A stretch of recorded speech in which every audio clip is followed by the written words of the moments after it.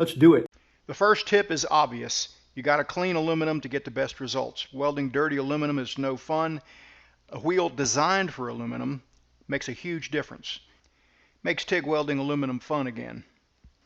The next tip is related to cleaning aluminum. It's AC balance and how it works. We're going to take a quick look at what happens when you set the AC balance wrong with too little cleaning action. Here's a bead with too little cleaning, and it's peppery, it's dirty, there's no cleaning zone outside the bead. It's welding, but you're going to have porosity in there. It's not doing a good job. Now, one simple turn of that AC balance knob to add more cleaning action, and it changes everything. You can go overboard with your cleaning action to where the tip of your electrode melts off, but this is about right. Next tip is aluminum is hot short, so when you're welding from an end where you have a tack weld on an end, it's a good idea to put a tack inboard a little bit, just like this.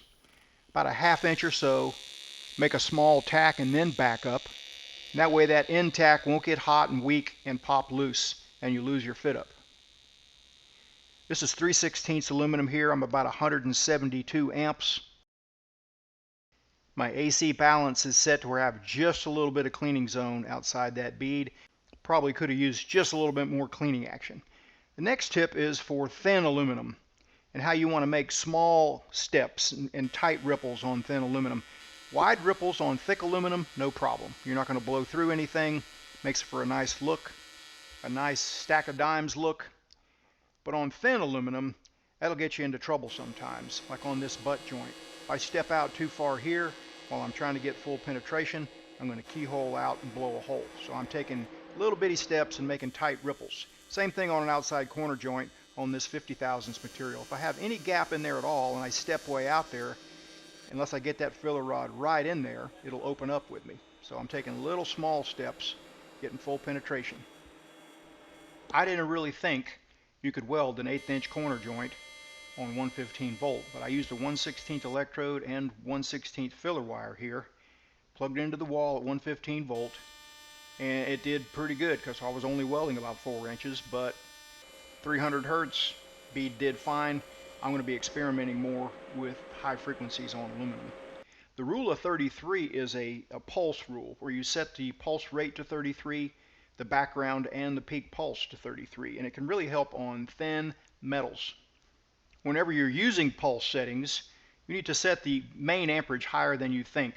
I'm welding box cutter blades here, but I'm going to have to go up about twice what I would normally weld them at. These are only 24 thousandths thick, I think. I set the machine at 40 something amps. I wasn't quite full pedal. You can hardly see the 33 pulses flicker with the naked eye. It barely flutters, but it agitates the puddle and it really helps control the puddle and controls the heat. I just talked about how high frequencies on AC can help confine the bead, but sometimes you want a lower frequency for a big fat bead on something like this 1/4 inch outside corner joint. Here I used a number 6 gasoline, a 1/8 2% lanthanated electrode with about 15 to 20 CFH, a water-cooled torch because I was up close to 250 amps for this weld. You can see how that nice wide bead just kind of wraps those corners, and the low frequency just lopes along like a Harley.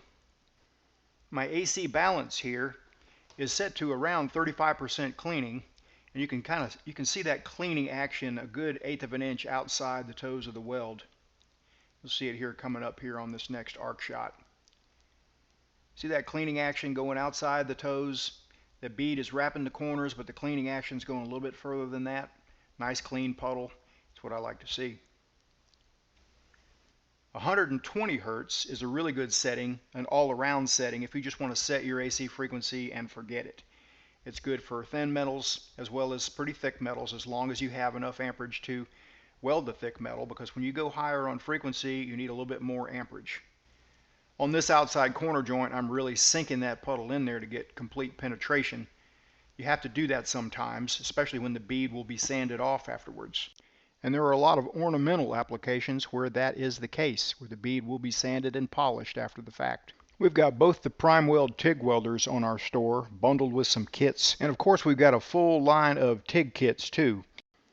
Our Swiss Army knife of TIG kits is our TIG Pro kit. This one is for the 17 style torch. Pretty much got a cup for every application.